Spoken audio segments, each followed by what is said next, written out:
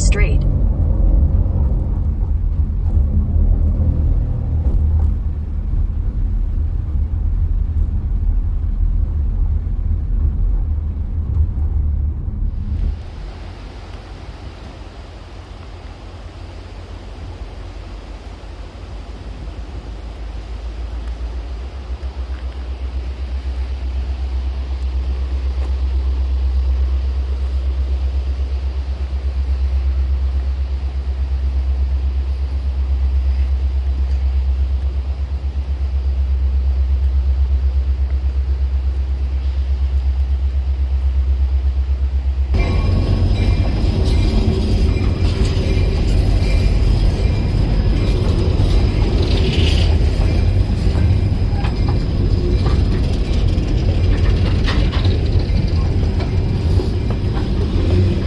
Hey guys,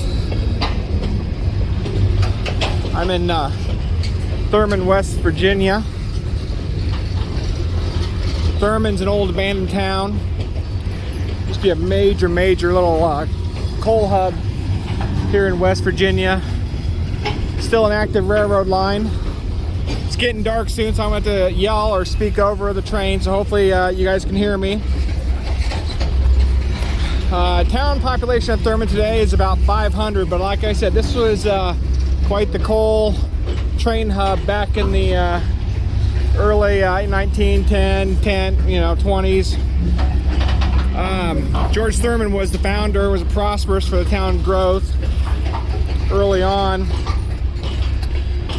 Most of Thurman now is owned by the National Park Service for the new River Gorge National Park and Preserve. The C&O Passenger Railroad Depot in town back there, which was renovated in 1995 and now functions as the parks office and whatnot.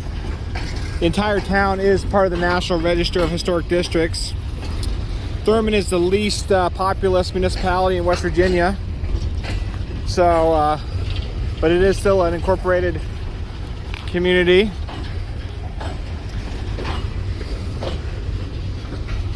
So a little bit of history about Thurman. It was incorporated in 1900, and it was named for Captain Thurmond, who settled here in 1844. He received a 73-acre site in 1873 as payment for a surveying job he did. Got the old post office here. He served in the Confederate Army and died in 1910 at the age of 90. Thurman Post Office here, well, wasn't right here, but it was established in 1888 and got discontinued not too long ago in 1995. Thurman banned alcohol from his lands, which was really originally a portion of the town. Boy, those things stop hard. The Dunglin Hotel was just outside the incorporated portion. A district called Ballyhacker on the south side near Dunglin became notorious.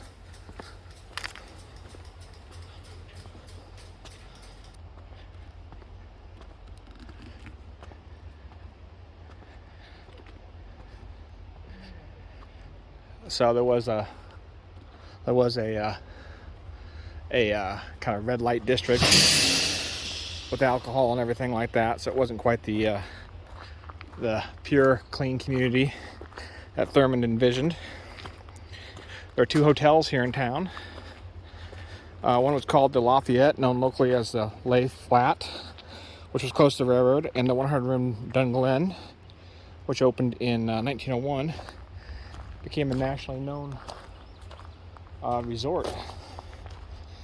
It burned down in 1930. Marking the beginning, really, of the decline of the town. And Thurman was basically a ghost town by the 1950s. So it's been abandoned, almost 70 years, but maintained a little bit. The Thurman National Bank, owned by Mr. Thurman, closed in 1931. And the New River Bank, owned by another family, moved to Oak Hill in 1935. So it quickly it quickly, once it collapsed, it went down. It's an Erskine Pew House. Interesting. The historic district here encompasses, like I said, the entire town. Encompasses the entire town. And it was, Thurman was really successful. So the town went down pretty fast. Thurman was only accessible by rail until 1921 when they finally did the long stretch of road that you saw at the beginning of the video coming in there. Thurman peaked, like I said, right before 1930. It peaked in 1930 at 462 people, then began its slow decline. This is a flag stop for Amtrak.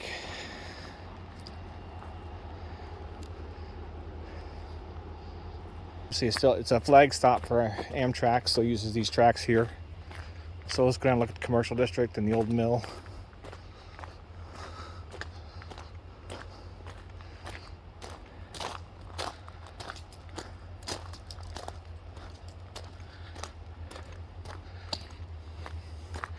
The nice thing is everything's been boarded up pretty good, kept closed. Not sure about the roofs and stuff though. It could be crumbling pretty hard inside, but exterior wise, our camera's up there, so that helps keep a little bit of vandalism in check.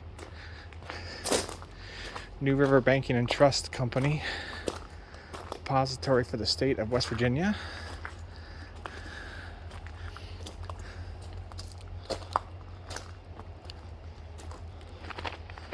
This is the Mankin building.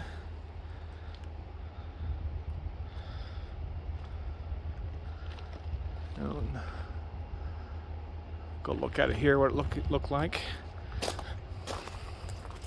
The Mankin building, built it for 4,000. Pharmacist.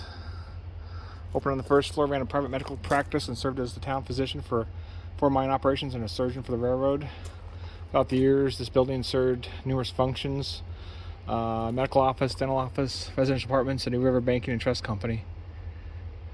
This is marked the edge of the Thurman town limit in 1904. There's only 3 of the remaining structures from the town's commercial row. This is the bank the building in 1910.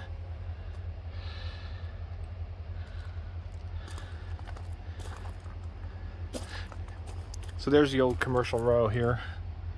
So there's only 3 buildings left there. And there's that Mankin. There's that kind of hard to see. There's that old advertising mural on the side of the building. So we'll go see what that looks like today. I saw it, but I didn't really see it. Oh, it's gone. There's something there.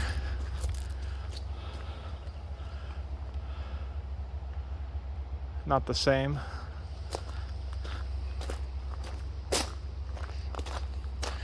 The biggest thing with the railroad there, unfortunately I can't get far enough back to see everything. Or that side of the railroad, with the train there, I can't get back far enough to pick everything up.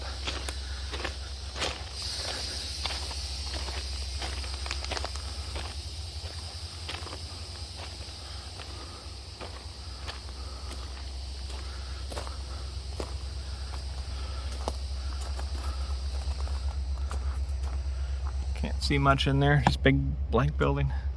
1873, Captain Thurman acquired 73 acres. First loads of coal shipped in 1889. Original depot and hotel Thurman built in 1891. 1903, Thurman Incorporated. 1908, major flood washed away the Thurman Bridge. Thurman ranked first in revenues on the main line. Road from Glen Jean to Thurman completed. National Bank of Thurman failed in 1931. Last steam locomotive operated in the New River Gorge. Lafayette Hotel, formed by the Hotel Thurman, burned in 1963. 68, rafting began. Railroad offices closed in 1984. The engine house burned in 93. And in 95, the National Park Service. So I don't know if you can see that image. I'll see if I can blow it up here a little bit. There's the town along the river.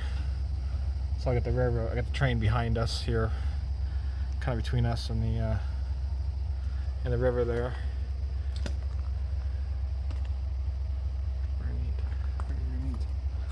I like the history they've been done here. They've done a really nice job with the storefronts.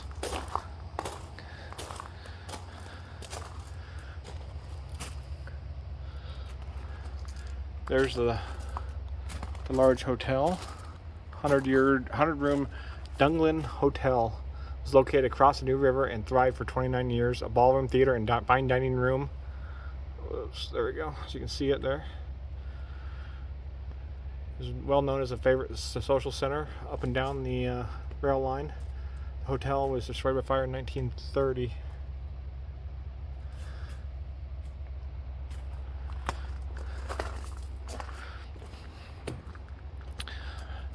Goodman Kincaid Building.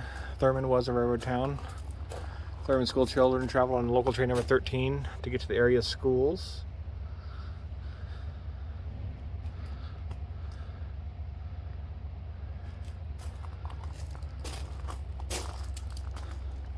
Obviously coming up on a bank building just based on its construction here. National Bank of Thurmond. Okay, this was the bank that was owned by the town kind of founder, the town namesake. And this is the one that failed in 1931, so at the Great Depression. National Bank of Thurmond. Very neat. I like the little initials there, National Bank of Thurmond. Let's see inside anything here. Nope. All blocked off. Safe deposit boxes for rent. Like I said, they said these banks handle more money than any other place in the in the state. 3% interest on savings. Wow. Wish you could get that nowadays. Any amount starts an account.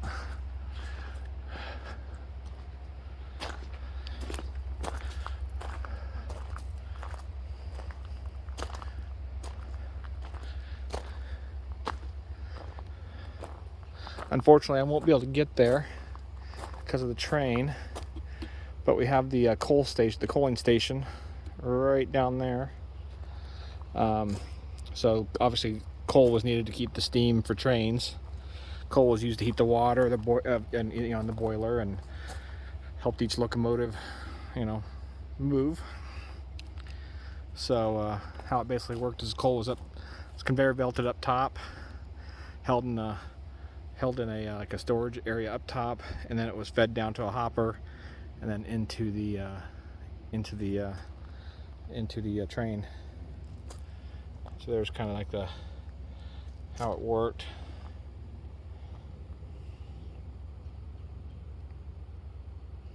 This was built in 1922, and this tall tower could hold up 500 tons of coal to resupply trains with fuel.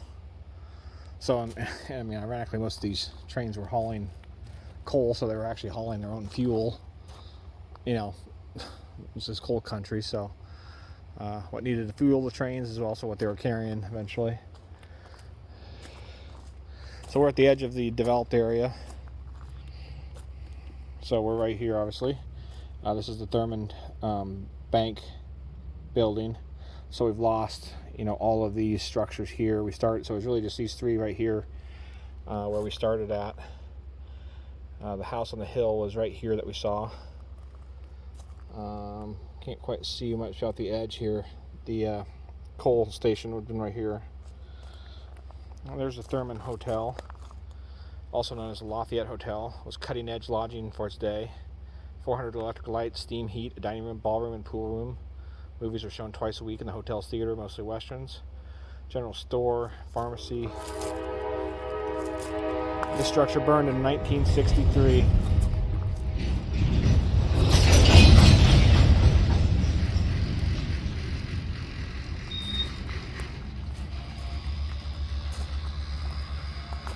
And the train's moving again.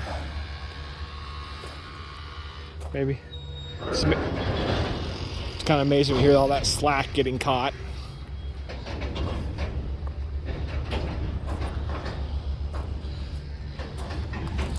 So they've been working hard to kind of keep this access alive for everybody. Like I said, it was acquired by the National Park Service. A lot of And they do whitewater rafting, and obviously keeping it open for the public to see how life was back in the 1920s, 30s, 40s. A small coal town.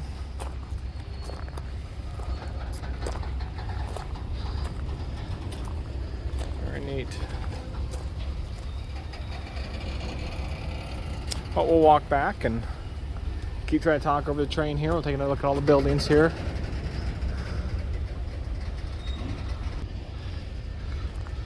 Hopefully the train kind of moves through so we can get to the other side and kind of get a better picture of all the buildings here.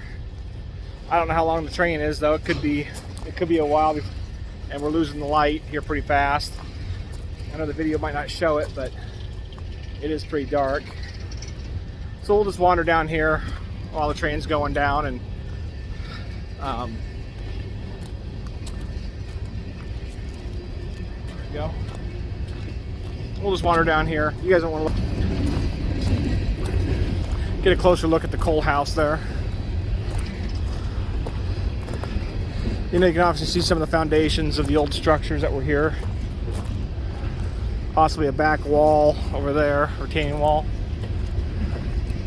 You can see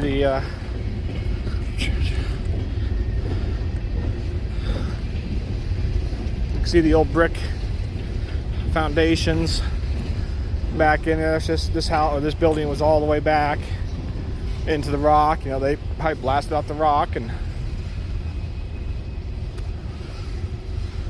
built right into it.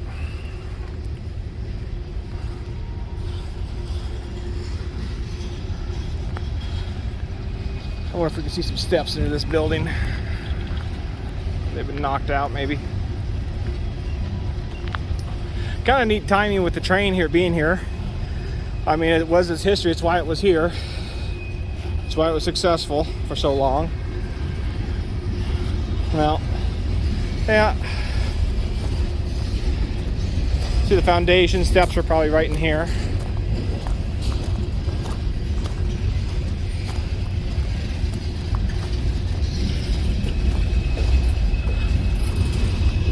All the pulleys and whatnot probably designed to hook up and open up gates and stuff.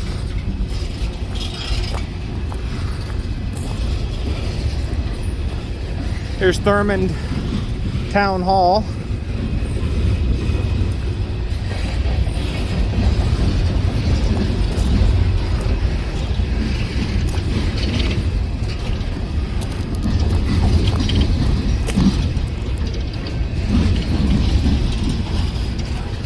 Got a house or something up there, top of the hill.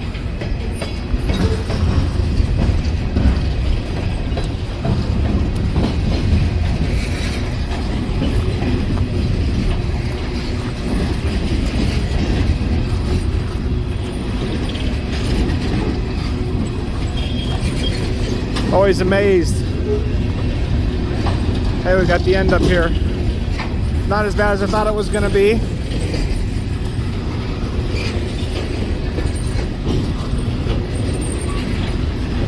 Well, good. We'll be able to hop across and get a better view of the town from the other side.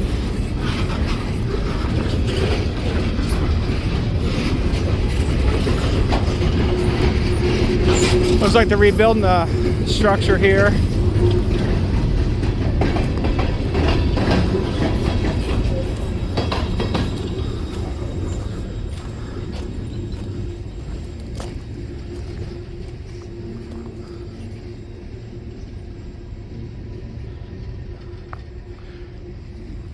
So this structure is being restored as a community volunteer project in an effort to begin to refurbish the houses and building within the town of Thurmond. The town's volunteers are working to restore and preserve the history here. So they're asking us to stay away, so we will. Got a lot of the old cabins. Hard to see maybe. There's a structure way up there.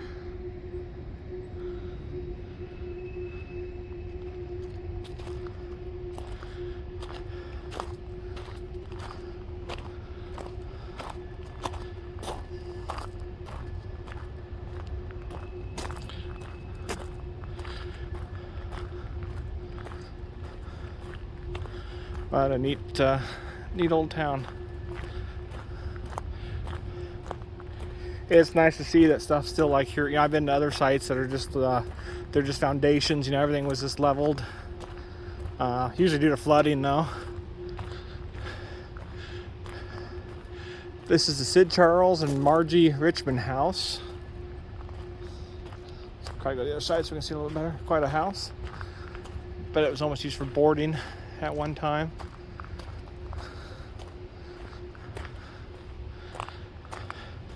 The house up the hill there, we're not gonna make that climb.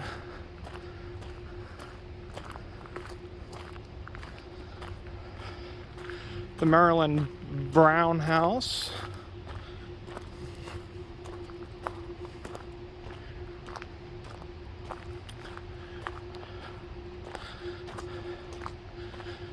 And one more house. Like I said, there's another house. Like I said, there's more houses up on the hill there.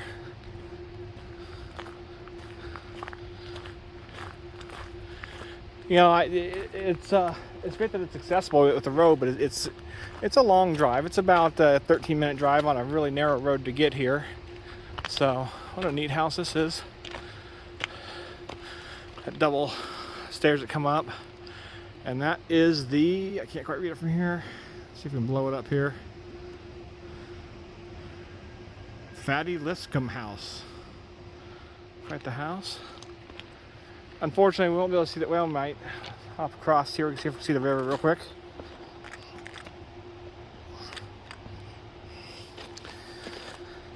We'll walk back on this side so we can. So there's the river.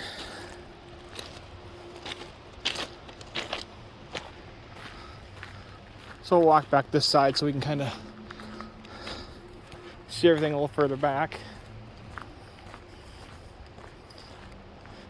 Yeah, so many towns, you know, that built along the river, you know, eventually they just flooded and, you know, they just talked to, you know, or they got vandalized to the point where everything was just, you know, arsoned and vandalized enough that they just tore everything down.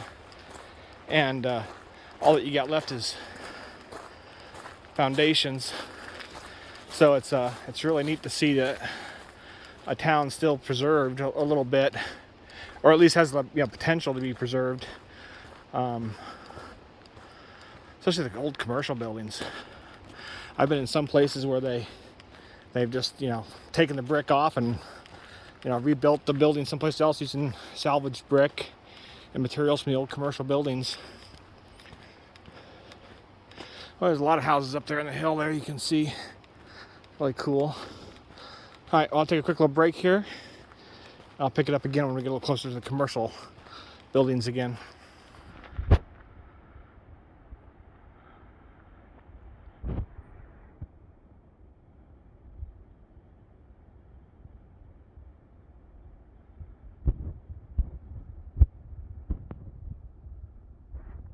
So there you go, guys, the town of Thurmond, West Virginia.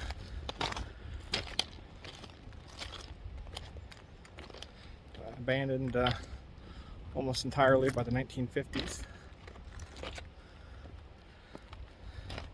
Decline started in the 30s, but yeah, pretty much completely abandoned by the 1950s. Alright, we'll head to the depot up here ahead of us and we'll make our way out. It is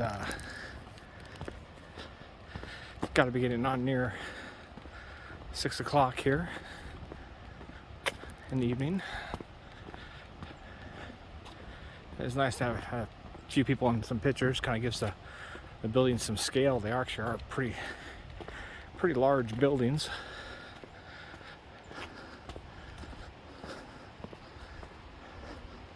To the post office again. So one more look back there. I don't usually do 25-30 minute videos, so I'm just rambling for the most part.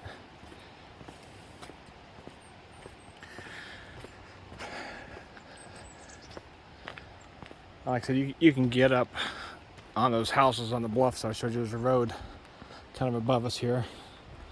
You see the railing there? Not gonna mess with that tonight. But this would be kind of an essential little tour for local schools, just to get a little piece of history, understand the coal history in West Virginia and the small towns, what life was like. So you have Erie Mountain Road, Commercial Row. So there's the road up and back toward the river with the train crossing there. And then the old depot, which again now serves as the park office, and I'm sure it's seasonally opened.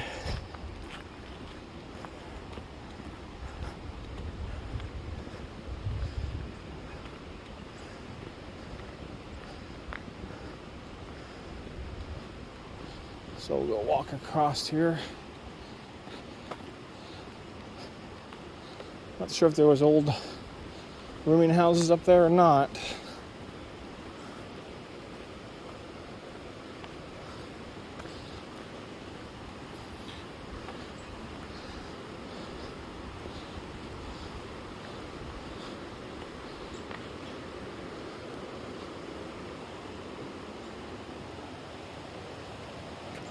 Looking back at downtown, crowd of people.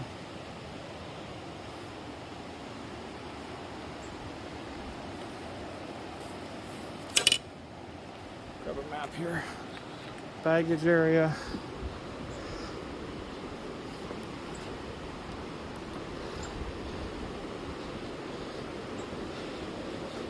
It is closed for the season. I'm not sure when the season is. Unfortunately, the blinds are all closed.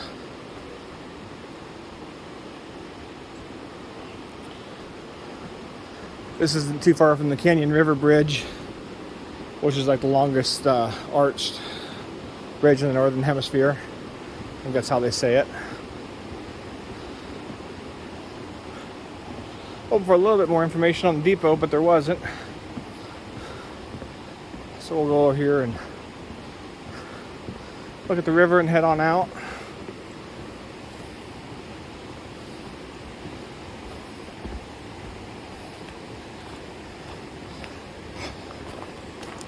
All in all, I like how accessible the site is, though, in terms of for walking and whatnot.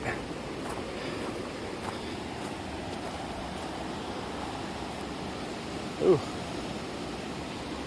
I guess do be careful on this.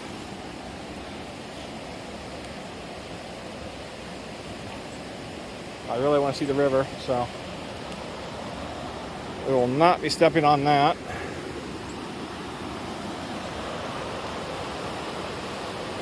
Can't really get that close to the river anyways, all the trees. This area needs to be taken care of pretty quick, or closed off better.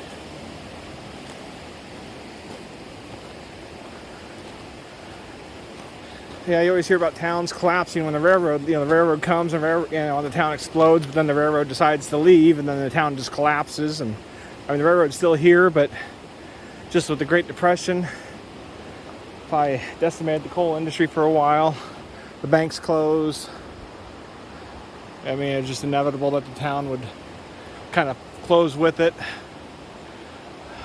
It looks like the upstairs was probably more for offices for the train or the rail line and some of the other things back in the day. Very neat. So there you guys go. The abandoned town of Thurman, West Virginia. Way off there in the distance.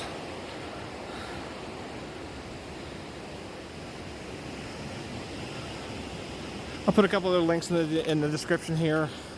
Guys that do a lot better videos than me and give you a little better history. But thanks for watching, guys.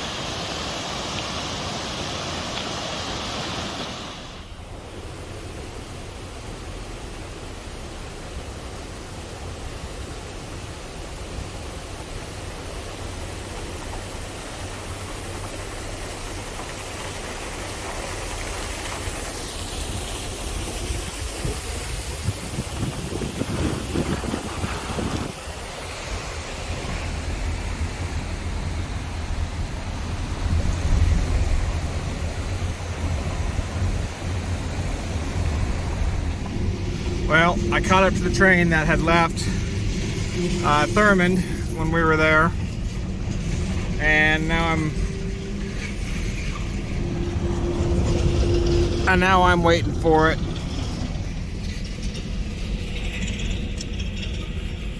And I really have no signal, so I can't even play on Instagram or TikTok or Facebook or Instagram, whatever. So